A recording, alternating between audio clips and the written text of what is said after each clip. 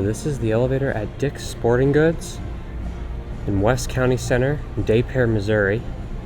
This is the really interesting Schindler elevator that's just pretty much the bare bones of a glass elevator you can get.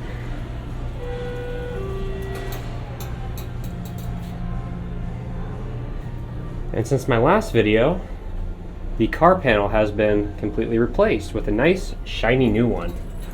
So we'll go down to 1.